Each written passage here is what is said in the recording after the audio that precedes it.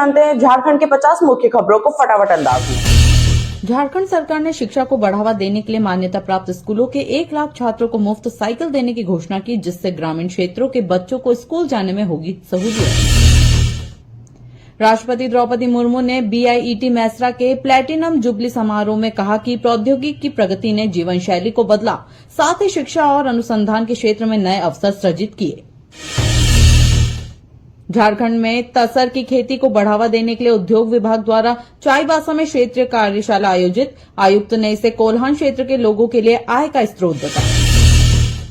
सरकार ने झारखंड के सरकारी और निजी स्कूलों में शिक्षा की गुणवत्ता सुधारने के लिए नई योजनाओं की शुरुआत की, जिससे छात्रों को उच्च स्तरीय शिक्षण सामग्री उपलब्ध कराई जाएगी। मेगा ट्रेड फेयर में महिला उद्यमियों को विशेष प्रोत्साहन, स्टार्टअप को बढ़ावा देने के लिए विशेष सत्र आयोजित। नई तकनीकों और व्यावसायिक अवसरों पर विशेषज्ञों द्वारा चर्चा। धालभूमगढ़ के काड़वा काटा गांव में शिक्षा मंत्री रामदास सोरेन ने धर्मगुरु माझी रामदास टूडू रास्का पुस्तकालय का उद्घाटन किया, जिससे ग्रामीण छात्रों को पढ़ाई के लिए बेहतर सुविधाएं मिलेंगी। झारखंड में ग्रामीण क्षेत्रों के स्वास्थ्य केंद्रों को सुदृढ़ करने के लिए सरकार ने नई स्वास्थ्य नीति लागू की, जिसमें डिजिटल हेल्थ रिकॉर्ड और टेलीमेडिसिन सेवाओं को शामिल किया गया। झारखंड सरकार ने सरकारी अस्पतालों में मुफ्त दवा और जांच सुविधा बढ़ाने के लिए 100 करोड़ रुपए का विशेष बजट स्वीकृत किया, जिससे मरीजों को सस्ती चिकित्सा सेवा मिलेगी।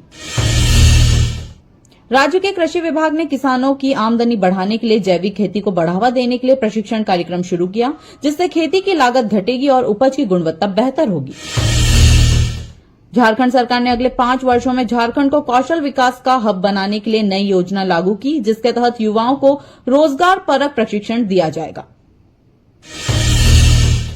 रांची बीएड कॉलेज में 2 वर्ष की जगह 1 वर्ष का कोर्स लागू करने की घोषणा, जिससे शिक्षकों को जल्द ही नौकरी के अवसर मिलेंगे और शिक्षा क्षेत्र में सुधार होगा।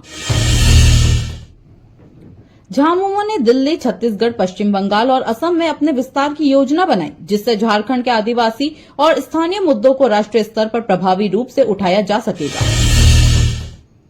झारखंड सरकार ने 15 दिसंबर 2024 से सरकारी दर पर धान की खरीद शुरू की, लेकिन 2 महीने बीत जाने के बावजूद लक्ष्य का सिर्फ 45.83% धान ही खरीदा गया। किसानों में चिंता। बीआईटी मैसरा की स्थापना 1955 में 83 छात्रों और 8 फैकल्टी मेंबर्स के साथ हुई थी। आज 10,000 से अधिक छात्र और 600 से ज्यादा फैकल्टी मेंबर्स से उच्च शिक्षा का केंद्र बना। कोल्हान विश्वविद्यालय में दर्शन शास्त्र स्नातकोत्तर विभाग के तहत गांधी दर्शन में एकादश व्रत पर शोध पूरा पीएचडी वाइवा आयोजित, जिससे शोध को बढ़ावा मिलेगा। झारखंड पुलिस ने 68वीं Akhil Bharatiya police duty meet 2025 में 5 मेडल जीते। वहीं तेलंगाना पुलिस को ओवरऑल चैंपियन का खिताब मिला। पुलिस बल की कड़ी मेहनत को सराहा गया। लातेहार में मुआवजे की मांग को लेकर NH39 जाम। सड़क दुर्घटना में होटल मालिक की मौत के बाद परिजनों ने 25 लाख रुपए की मुआवजे की मांग की। प्रशासन से शीघ्र समाधान की उम्मीद। झारखंड में 20 फरवरी को बारिश होने की संभावना। मौसम विभाग ने 18 फरवरी से बादल छाने की संभावना जताई। किसानों को सतर्क रहने की सलाह दी। चाईबासा के डहुपानी पंचायत में पर्यटन को बढ़ावा देने के लिए विकास कार्यों पर जोर। नागवंशी राजाओं की ऐतिहासिक राजधानी को संरक्षित कर पर्यटकों को आकर्षित करने की योजना।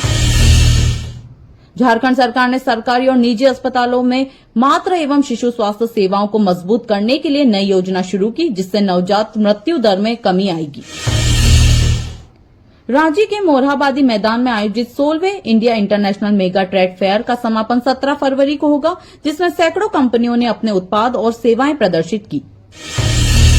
आदित्य बिरला सन लाइफ म्यूचुअल फंड और दैनिक भास्कर ने रांची में इन्वेस्टर अवेयरनेस प्रोग्राम आयोजित किया, जिसमें वित्तीय साक्षरता और निवेश के बेहतर विकल्पों पर चर्चा की गई। झारखंड के ग्रामीण क्षेत्रों में बिजली और सड़क सुविधाओं को बेहतर बनाने के लिए सरकार ने 500 करोड़ रुपए की नई योजना स्वीकृत की, जिससे दूर दराज के गांवों तक बुनियादी सुविधाएं पहुंचेंगी। झारखंड में सरकारी स्कूलों में डिजिटल शिक्षा को बढ़ावा देने के लिए 1000 स्मार्ट क्लासरूम स्थापित करने की योजना बनाई गई, जिससे छात्र आधुनिक तकनीक से शिक्षा प्राप्त कर सकेंगे। झारखंड सरकार ने छोटे और मझोले उद्यमों को बढ़ावा देने के लिए नई नीति लागू की, जिसके तहत स्टार्टअप को सस्ते लोन और टेक्नोलॉजी सपोर्ट प्रदान किया जाएगा।